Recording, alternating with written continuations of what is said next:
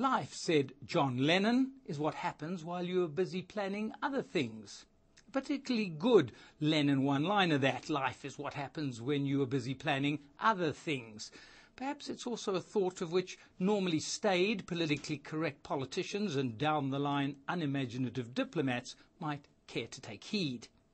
In case you hadn't noticed, this is a particularly unsettled time in the Middle East, the perennially troubled region around Israel. Palestinians are desperately trying to avoid sliding into out-and-out civil strife. In Lebanon, elements which are interested in promoting forward-looking stability are having a tough time warding off pressure by those hard-bent on advancing their destabilizing ideology, which includes challenging Israel's legitimacy and existence. And all the while Iran hovers, pronouncing that it seeks active ways to undermine the very existence of Israel. Into this volatile mix comes a strange extra ingredient from an unexpected direction. It takes the form of new statements and fresh intimations from Syria that it wants to explore peacemaking with Israel. And while it insists it must include the return of the whole of the Golan Heights, the tone being projected by Damascus seems conciliatory, the challenge being that Israel would do well to test the sincerity of Syria's intentions. The response in Jerusalem? A great deal of suspicion, if not out-and-out rebuffing of these overtures. Is there indeed anything that might be genuinely in the works? Is Israel possibly committing an historic gaffe by not responding forthwith in the way it did when President Sadat threw out his peace gauntlet a quarter century ago? The peacemaking Prime Minister of the 90s, Yitzhak Rabin, always insisted that grappling with Syria would have to wait until after the Palestinian question had been settled. But two subsequent Israeli leaders, Ehud Barak and Benjamin Netanyahu, came awfully close to signing off on peace deals with Hafez al-Assad, the father of Syria's current president, Bashar al-Assad.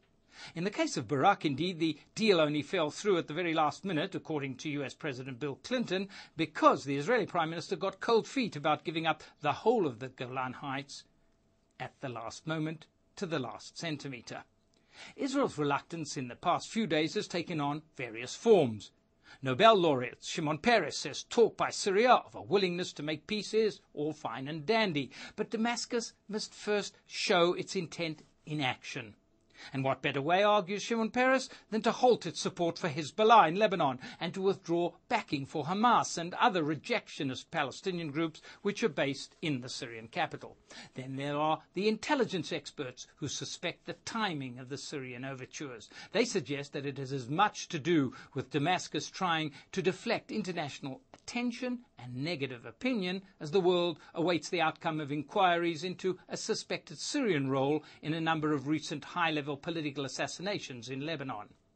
Then there's the opposition from Prime Minister Ehud Olmert himself. His argument is that Israel cannot afford even to explore whether there's any validity at all to Syrian willingness to engage in a joint peace push at a time when Washington is overtly opposed to easing the pressure on Damascus. How can we turn our backs on our greatest strategic friend and ally when President Bush isn't keen on seeing Syria come in from the cold, argued Olmert as he and his cabinet colleagues pondered over whether to take up the seeming challenge of entering into a negotiating process with Syria.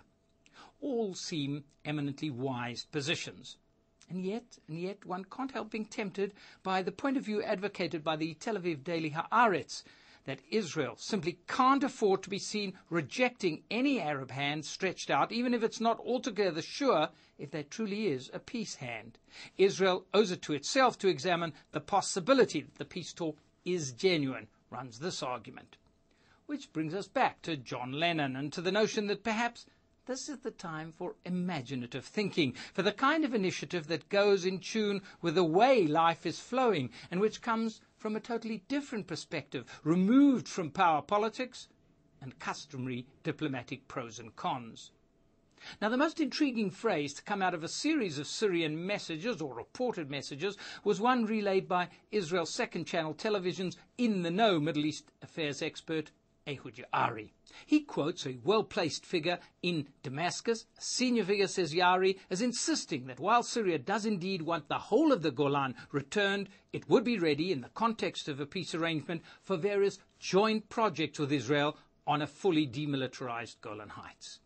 All this recalled for me a genuinely innovative idea about the future of the Golan, which was floated in the 1980s, but which never got off the ground, perhaps because it was ahead of its time, or perhaps because then the international climate simply wasn't right.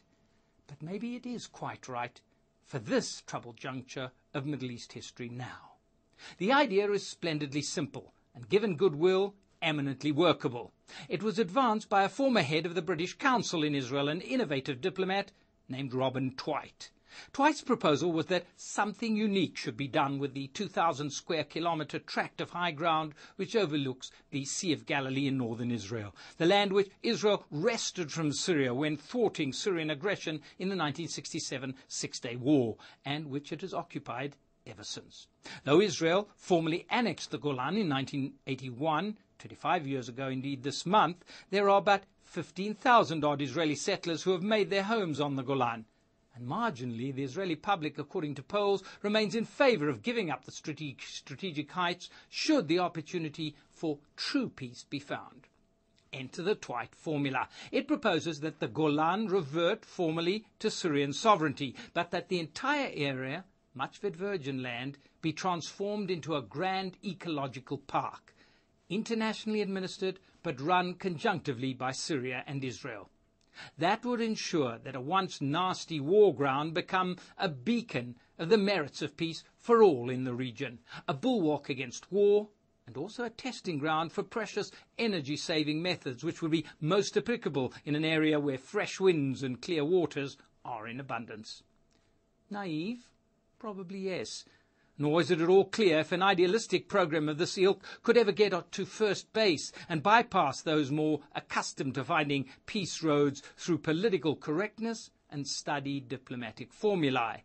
But even if there are grave doubts whether it might ever become reality, it's the sort of dream that bears not only thinking about, but deserves to be thrust into the mix, especially if adventurous minds and leaders are indeed keen to try to find a way to move this troubled region out of its current state of deep gloom.